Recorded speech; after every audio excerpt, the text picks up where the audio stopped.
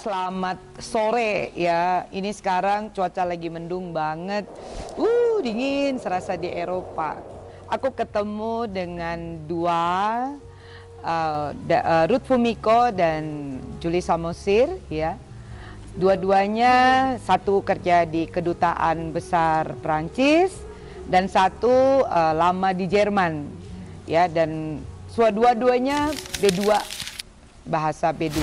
bahasa Prancis, B2 bahasa Jerman nih, dan sudah stay di sana. Nah, aku mau tanya-tanya nih sebagai kalau aku dulu di Australia ya, jadi kita nggak usah bicara Australia di sini, kita bicara tentang culture Eropa. Ya. Halo, perkenalan diri dong dalam bahasa Prancis. Aduh, saya malu nih, deg-degan nih. Ok, singkat aja ya mungkin ya. Ok, je voudrais me présenter. Bonjour à tous, moi je m'appelle Ruth Fumiko. J'ai 23 ans et maintenant je suis enseignante à l'Institut français d'Indonésie Jakarta. Et d'habitude, j'enseigne le français dès que le niveau 1, 1, 2, B1 et parfois B2. Enchantée. Salam kenal. Oke, ini Julie Samosir, perkenalan dong dalam bahasa Jerman. Fumiko, ya. deg-degan saya juga. Okay, ich vorstelle mich kurz. Also, mein Name ist Julie Samosir. Also, die Leute nennen mich Julie oder Frau Samosir. Ich arbeite als Schulleiterin und Deutschlehrerin von Habibi Education Youth.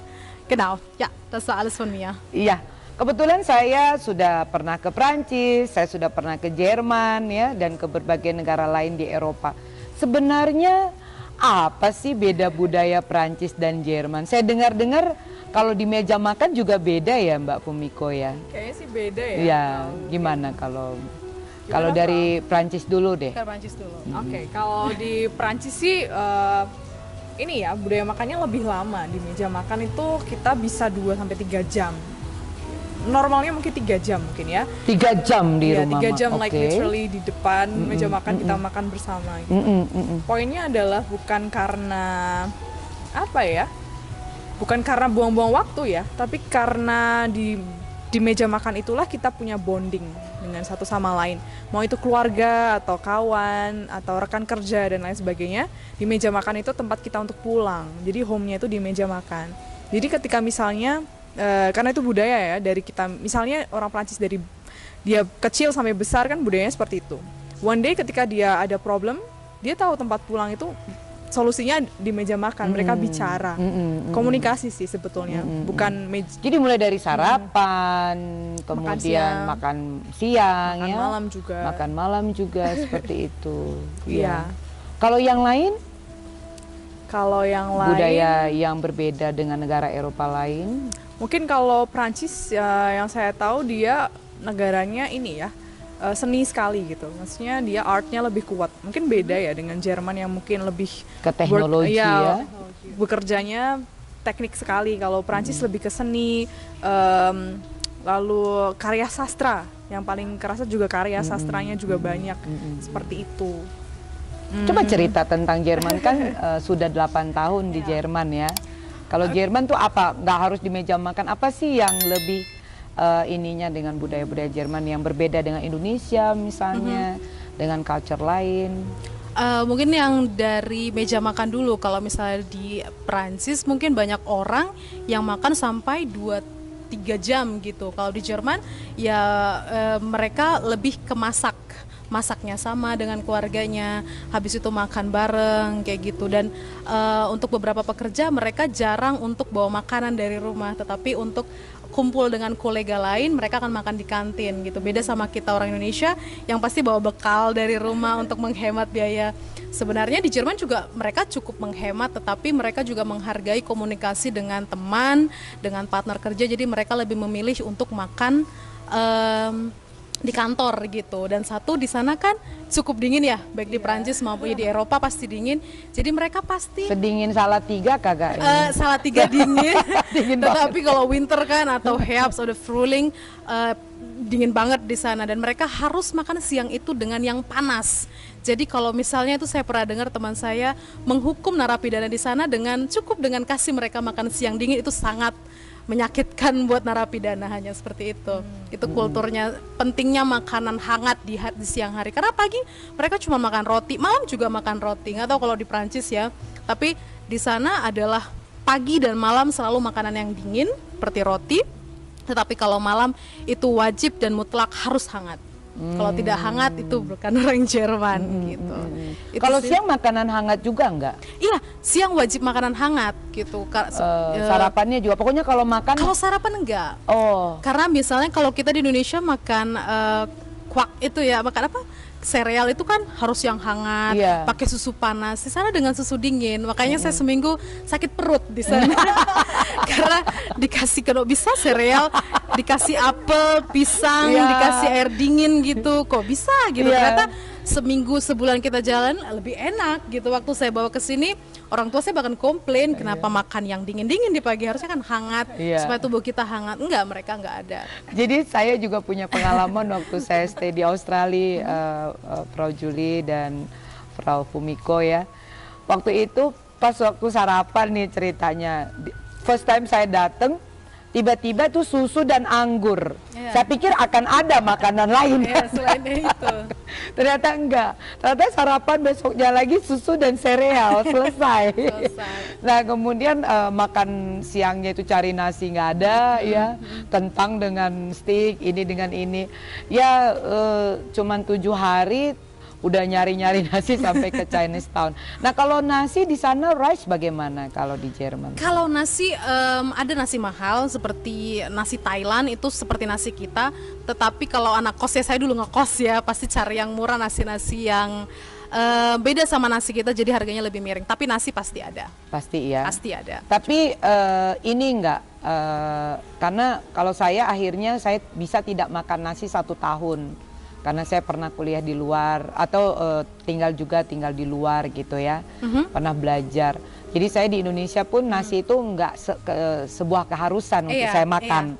Kalau Frau setelah balik ke Indonesia, saya lihat masih suka makan nasi. Nah ini mungkin satu tips buat yang mau diet kali ya. Untuk berteman begitu dengan orang-orang dengan orang Jerman juga, sehingga dia dapat memiliki kultur yang baik atau menyerap kultur Eropa yang baik gitu, seperti kayak ya makan yang sup atau ya menghindari nasi lah. Dan orang Jerman sebenarnya makan nasi juga, cuma bedanya mereka makan pakai susu, mereka makan pakai sesuatu yang manis. Sebenarnya kita harus makan yang pedas gitu. Jadi kalau untuk menghindari nasi tetap aja bisa, karena toh nasinya akan beda rasanya gitu. Dan nasi kan enaknya dimakan pakai yang pedas, yang apa. Dan kita juga akan nolak kalau misalnya makan dengan yang manis. Jadi pasti akan belajar untuk menghindari nasi sih. Iya. Nah kemudian kan itu banyak sekali ya, kayak bahasa-bahasa Spanyol yang sama dengan bahasa Jerman. Kemudian bahasa Belanda yang sama dengan bahasa Jerman. Nih kalau bahasa yang hampir sama antara Prancis dan Jerman ini apa ya? Ada Bu. Ada ya? Seperti ada apa? Restoran ya? Restoran, kenapa? Ya, terus? Ada mungkin bahasa Prancis kayak bon appétit, itu biasa ya, bon selamat appétit, makan. ya. Ya itu juga dipahami dan digunakan di dalam bahasa Jerman. Dan etage kira untuk lantai juga kan. Etage. Apa lagi Terus ya? Mungkin Fumiko lebih tahu ya. Apartemen. Ya. Trottoir iya nggak? Buat jalan kaki nggak? Tapi kalau dalam bahasa Jerman kan kita mengenal wanita, pria. Wanita, bedanya jenis kelamin dalam das des. Apa kalau artikel. dalam artikel ya. Kalau bahasa Prancis ada ya. Kalau Prancis ada, tapi hanya 2. Maksudnya Lale. lo dan la. Lo dan la. Lo dan la. Itu Lo gimana dan itu? Kalau misalnya apa ya? Misalnya anak laki-laki, le garçon, le garçon. Kalau perempuan, la femme gitu. La femme, le garçon. Atau la femme, seperti itu. Tapi untuk benda-benda juga dibedakan jenis Iya, dibedakan, semuanya Contoh? dibedakan. Misalnya la table, la chaise, la dia perempuan. La maison. Oh la, tapi kalau lala bukan ya. Oh lala. Lezato. Terus Kalau plural pakainya le, les dibacanya le. Kalau le. Le la le. Sebenarnya yang mana sih yang lebih sulit? Apanya? Bahasa Prancis atau bahasa Jerman ya? Menurut saya sih setiap bahasa punya ini ya, porsinya masing-masing, punya keunikannya masing-masing. Sulit atau tidak itu tergantung orangnya. Tapi karena saya sekarang juga kebetulan belajar bahasa Jerman, jadi bisa membandingkan. Karena bahasa Prancis dulu, lalu bahasa Jerman, jadi menurut saya secara gramatikal lebih susah bahasa Jerman. Karena kan ada 3 artikel dan ada akusatif, datif, genitif, dan nominatif. Kalau bahasa Prancis kita tidak ada seperti itu. Jadi kalau misalnya letakkan benda ini di meja, nggak ada auf dem Tisch. Kayak gitu, nggak ada berubah auf dem, nggak ada, ya udah sur la table, di atas meja. Gitu aja. Seperti bahasa Indonesia. Ya, seperti bahasa Jadi Indonesia. lebih kayak ke bahasa Inggris juga ya? Iya, cuman Prancis tantangannya sih di pronunciation-nya. Semuanya harus, kalau mau bilang apa, kepleset sedikit aja itu sudah beda arti, apalagi ya gitu. Jadi emang harus effortnya lebih besar untuk di pronunciation. Vous dan fou itu beda. Vous Anda, fou itu gila. Seperti itu. Seperti itu. Iya. Tapi kalau perusahaan-perusahaan Prancis itu apa aja yang ada di Indonesia? Total misalnya. Total, Total Prancis, oke. Total. Et puis il y a, comment dire, kalau hotel banyak mungkin ya. ya. Hotel, misalnya Novotel. Novotel, Novotel itu Prancis. Oke. Yang lain? Itu. Kalau Jerman Hyatt ya. Iya, Hyatt. Ada juga Deutsche Post. Ya. Gitu. Bayer. Bayer. Ya, Siemens. Ya, Siemens dan banyak. Infineon. Ya, yang mobil biasanya lebih banyak sih. Ya, Mercedes Adidas dan gitu Audi. juga. Ya, kalau Jerman ini kan negara teknologi ya. Lebih ke negara teknologi dan banyak banget penemu-penemu yang berasal dari Jerman ya, seperti Maria Mayer penemu fisi atom, kemudian Gottlieb penemu mobil ya, dan banyak banget persamaan matematika. Bahkan orang IQ tertinggi di dunia juga Einstein juga berasal dari Jerman. Tapi saya rasa kalau Prancis itu lebih banyak seni budaya ya, karena kota modiste juga ya. Brand pakaian lebih banyak dari Iya. Gucci. Penyebutan Louis Vuitton. Louis Vuitton. Itu. Louis Vuitton. Louis Vuitton. Louis Vuitton gitu. Saya bilangnya LV aja.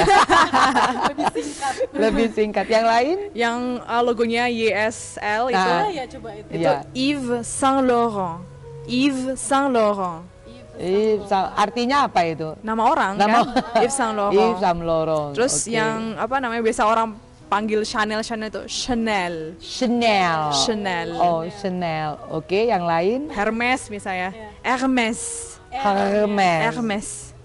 Kamu kan udah belajar bahasa ini, jadi R-nya itu R-nya harus di sini. Hermes. H tidak pernah diucapkan. Oh. Dianggap ada tapi tidak ada. Oh, begitu. Bahasa Jerman bukannya begitu juga?